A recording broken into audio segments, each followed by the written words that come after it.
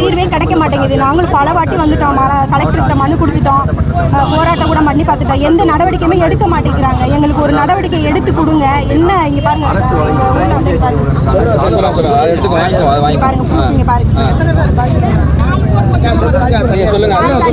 யாருமே நம்ப மாட்டேங்கிறாங்க.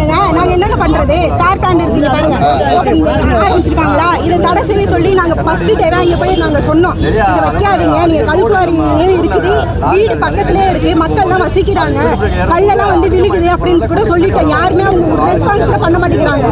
எத்தனை வாட்டி நாங்க போராடுறது, கிட்டத்தட்ட 1.5 மாசம் நாங்க போராடி எந்த நடவடிக்கையுமே எடுக்க மாட்டேங்கிறாங்க. கையை குழந்தையோட நாங்க என்ன பண்றது?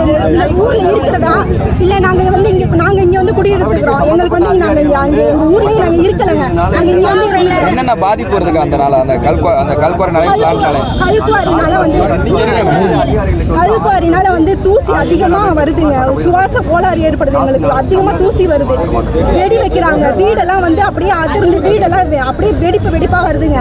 வீடெல்லாம் வந்து சரியில்லாம எங்களுக்கு நாங்கள் கொஞ்ச நாள் கூட இருக்க முடியுமா என்னன்னு தெரியல. நாங்கள் கட்டியிருக்கோம், புதுசாக கட்டியிருக்க வீடு முதற்கொண்டு எல்லாருமே எல்லா வீடுமே வெடிப்பா இருக்கு. குடி தண்ணிங்க பாருங்க, போர் இருக்குது, போர்.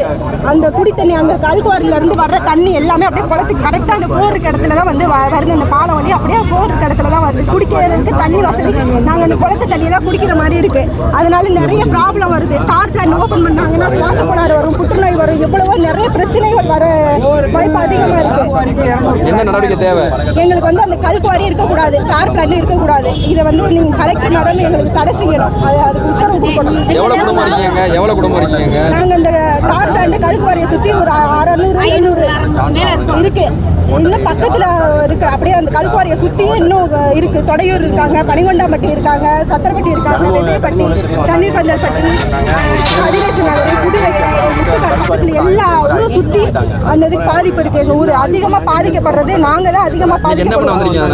நாங்க வந்து போராடுறதுக்கு தான் வந்திருக்கோம். என் பேரு ஜெயபாரதி. நாங்க குடியுரிமை